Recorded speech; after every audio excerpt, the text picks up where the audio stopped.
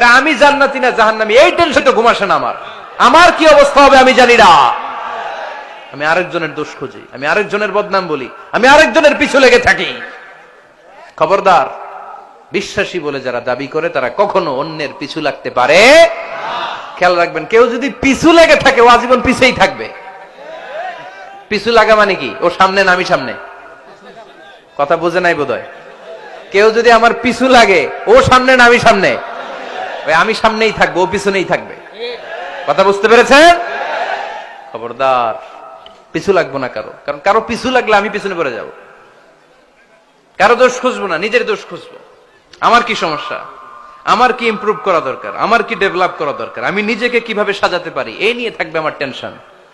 আল্লাহর দেয়া আমাদের জন্য সবচেয়ে বড় উপহার হচ্ছে সময়। আল্লাহ আপনারা এত কিছু দিয়েছে, এর মধ্যে সবচেয়ে দামি কোন জিনিসটা দিয়েছে জানেন? সময়। কি দিয়েছেন? আমাদের জীবনের এই সবচেয়ে দামি জিনিসটা, এই সময়টা আমরা অন্যের পিছনে লাগাই ফেলি। অন্যের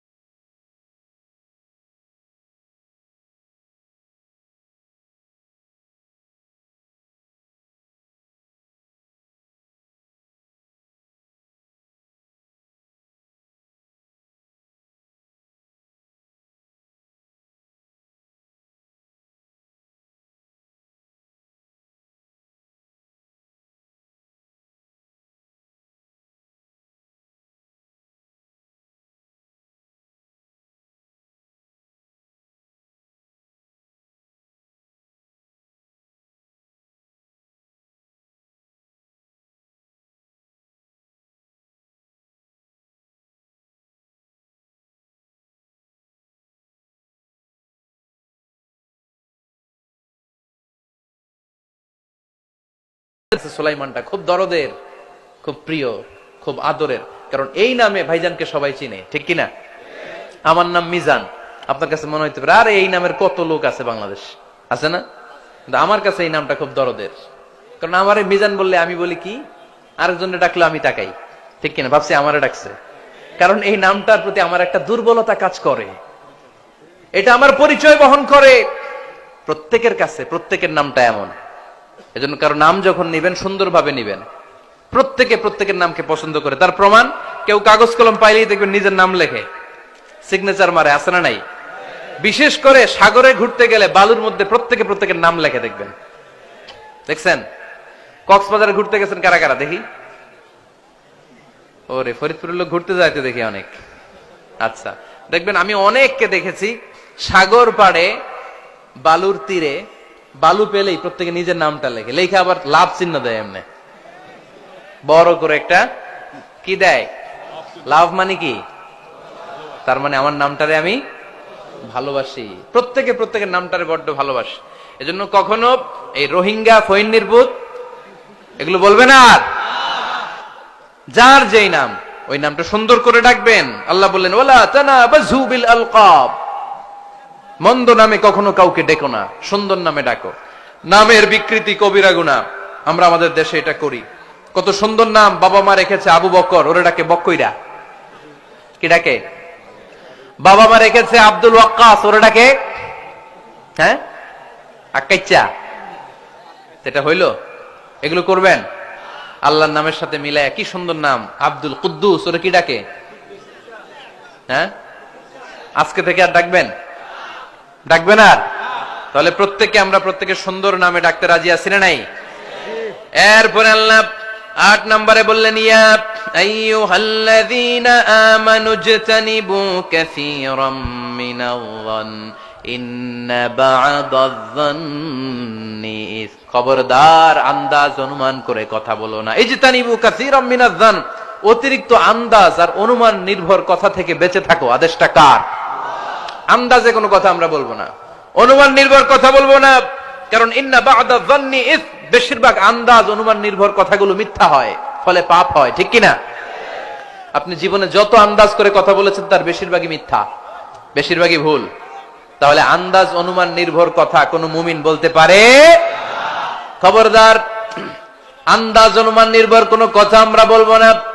আল্লাহর হাবিব সাল্লাল্লাহু আলাইহি ওয়াসাল্লাম বলেছেন, ইয়াকুম ওয়ায-যান ফা ইন্নায-যান্না আকযাবুল হাদিস, তোমরা ধারণা করা থেকে, অনুমান নির্ভর, আন্দাজ নির্ভর কথা থেকে বেঁচে থাকো, কেননা আন্দাজ নির্ভর কথাগুলো হচ্ছে মহাপাপ। আন্দাজে কথা বলা যাবে? এখানে কি হয়েছে? ঠিক আছে, ব্যাস ব্যাস ব্যাস, কথা শুনতে চাই না, বসো বসো। আন্দাজ অনুমান নির্ভর কথা বলা যাবে না, কারণ আন্দাজ আর অনুমান কখনো সত্যের বিকল্প হতে পারে। ইয়াত্তাবিউনা ইল্লা যান, ইয়াত্তাবিউনা ইল্লা যান ওয়া ইন্না যান্না লা ইউগনি মিনাল হাক্কি শাইআ। কিছু লোক আছে এরা আন্দাজ নির্ভর কথা বলে, আর আন্দাজ কখনো সত্যের বিকল্প হতে পারে। আজ থেকে আন্দাজে কথা আমরা বাদ দিয়ে দিব। রাজি? একমত না দ্বিমত? আওয়াজ করে বলেন, একমত না দ্বিমত? খবরদার, আন্দাজ করবেন না। যদি আন্দাজ করেন, ভালো আন্দাজ করবেন। আন্দাজ করলে কি আন্দাজ করবেন? ভালো আন্দাজ, come back positive, not go back negative. কোন নেগেটিভ আন্দাজ আমরা করতে চাই না। ভাবলে পজিটিভ ভাবনা, অনুমান করলে পজিটিভ। কিছু লোক আছে খালি নেগেটিভ, আছে না নাই? ফরিদপুরে আলহামদুলিল্লাহ এগুলা নাই, এগুলা সব পজিটিভ মাইন্ডেড। আল্লাহ তুমি আমাদেরকে পজিটিভ মাইন্ডেড হওয়ার তৌফিক দান করো, আমরা পড়ি আমিন। এই দেশে যে কি পরিমাণে আন্দাজে কথা চলে না? আপনি দেখলেন আপনার এক বন্ধু রিকশায় করে এক মেয়েকে নিয়ে ঘুরে বেড়াচ্ছে, এটা দেখেই এসে বলা শুরু করলেন, আমি তো দেখছি আমার বন্ধু প্রেম ভালোবাসা শুরু করছে, এক মেয়ের নিয়ে প্রেমে পড়ে গেছে, আমার বন্ধু তো প্রেমে হাবুডুবু খায়। কেমনে বুঝলি? কারণ আমি নিজ চোখে দেখেছি। মেয়ে নিয়ে রিকশায় ঘুরতেছে, বান্ধবীর নিয়ে, প্রেমিকারে নিয়ে রিকশায় ঘুরে। এমনও হতে পারে আপনার বন্ধুর পাশে রিকশায় যে মেয়েটা বসা ছিল সেটা তার আপন বোন, হতে পারে না?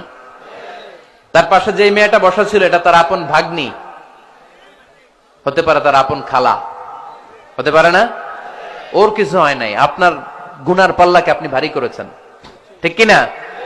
কারণ ঠোঁট কালো দেখলে আমরা আন্দাজে বলি লোকটা মনে হয় সিগারেট খায়, আছে না নাই? সিগারেট না খেয়েও ঠোঁট কালো হতে পারে কি পারে না? বিয়ের পরে যদি কেউ হুন্ডা কিনে,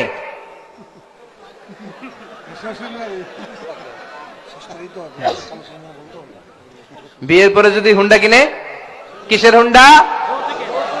এই দেখছেন, আন্দাজে মেরে দিছে যৌতুক। তো ও যখন হুন্ডা পাইছে বা কিনছে বা কোত্থেকে আনছে, কত টাকা খরচ করে কিনলো, কেমনে আনলো, কিস্তিতে আনলো না সরাসরি আনলো, মাথার ঘাম পায়ে ফেনে আনলো না বন্দুকটা চালাইতেছে, জানেন আপনি? তো এগুলো ধারণা করেন কেন? আন্দাজে ধারণা করেন কেন? আজকে থেকে আন্দাজের গোষ্ঠী গিলাই আমরা। আন্দাজে কথা বলা যাবে? খবরদার। ইজতানিবু কাসীরাম মিনায-যান। ভাই, এগুলো করে আমরা আমাদের সমাজটারে জাহান্নামের টুকরা বানিয়ে দিয়েছি। আর কত? আর না, অনেক হয়েছে, এবার থামেন, স্টপ, থিংক টুয়াইস। একটু ভাবেন কি বলছি আমি। প্রতিটা কথার জবাবদিহিতা সেদিন চাইবে কে? এজন্য 8 নম্বরে বললেন আন্দাজে কথা বলো না। 9 নম্বরে আল্লাহ বললেন ওয়ালা তাজাসসু, গোয়েন্দাগিরি করো না। গোয়েন্দাগিরি আছে না নাই? সামাজিক ভারসাম্য শৃঙ্খলার জন্য গভর্নমেন্টের যে গোয়েন্দা, ওইটা না, ওইটা ঠিক আছে। মদিনায় ছিল ওমরে ফারুকের গোয়েন্দা, আল্লাহ রাসূলের গোয়েন্দা। আমরা নিজেরা ব্যক্তিগত দায়িত্বে যে গোয়েন্দাগিরিটা করি, কারো জানলার ফাঁকা খোলা থাকলে চোখ দিয়ে যে উকিটা মারি, ওইটা নিষেধ। ওয়ালা তাজাসসু, গোয়েন্দাগিরি করো না। কিছু লোক আছে দেখবেন, এরা ফিসফিস করে কি যেন বলতেছে, উনি কান পেতে আছে, এইভাবে আছে না নাই? তো এরা কি বলে, এটা নিয়ে আপনার তো ইন্টারেস্ট কেন? ছিদ্র থাকলে অনেকে ওই দিক দিয়ে চোখ দেয়, আছে না নাই? টিনের ঘরের ছিদ্র, ওদিক দিয়ে চোখ দিতেছে। বিষ্ণু বলছেন, কোন ছিদ্র দিয়ে যদি কেউ চোখ দেয়, গোটা মেরে ওর চোখ কানা করে দাও। বাংলাদেশে যদি দেন এই দেশে বিচার হইতে পারে যে কেন চোখ কানা করলেন, কিন্তু মদিনার সমাজে কেউ অন্যায় ভাবে কারো ঘরের ছিদ্র দিয়ে চোখ দেওয়ার কারণে যদি চোখ গুতা মেরে চোখ নষ্ট করে দেওয়া হয় তার জন্য কোনো বিচার নাই, কারণ তুমি অপরাধী। তুমি এত ছিদ্রান্বেষী কেন? জানলা খোলা থাকলে উকি মারে, মানুষের গোপন চিঠি পড়ে, আছে না নাই? কারো চিঠি যদি পান খুলে দেখবেন কখনো? কারো মোবাইল পেয়ে গেছেন, ওরে পাইছি বড় ভাইয়ের মোবাইল, দেখি তো গ্যালারিতে কার কার ছবি আছে না নাই? না, করা যাবে না। কারো ফেসবুকের ভেতরে ঢুকেই সে কার সাথে চ্যাটিং করলো, মেসেঞ্জারে কি বললো, এগুলো দেখবেন না, এগুলো হারাম। তার ইনবক্স চেক করবেন না, কারো গোপন চিঠি দেখবেন না, কারো বেশি ব্যক্তিগত ব্যাপারে প্রশ্ন করবেন না। করা যাবে? অনেকে আছে খালি ব্যক্তিগত প্রাইভেট ম্যাটারে নাক গলায়। ভাই বাড়ি কই, কি চাকরি করেন, সরকারি, বেতন কত, ভাবি কি করে, আপনার ভাবিও চাকরি করে, ভাবির বেতন কত, ভাবির বেতন কত, এটা দিয়ে তোমার কি লাভ, ঠিক কিনা? ইত্যাদি ইত্যাদি ইত্যাদি প্রাইভেট ম্যাটার, ফ্যামিলি ম্যাটার নিয়ে আমাদের আগ্রহ। ওয়ালা তাখফু মা লাইসা লাকা বিহি ইলম, যেটা তোমার জানার কথা না ওইটা নিয়ে তো আগ্রহ দেখাবা না। অয়েল ইউর ওন মেশিন, নিজের চরকায়, নিজের চরকায় তেল দিলেন, নিজের চরকায় দিয়েন। অন্যকে নিয়ে এত আগ্রহ ভালো না, অন্যের পিছু লাগেন না। এই গোয়েন্দাগিরি থেকে আল্লাহ আমাদেরকে বাঁচাও। মানুষের প্রাইভেট ম্যাটার নিয়ে যেন আমাদের কিউরিসিটি না থাকে। Everyone has a privacy, a private own space, and no one should interfere someone own space. কারণ নিজের স্পেসে যে ইন্টারফেয়ার করা এটা হারাম।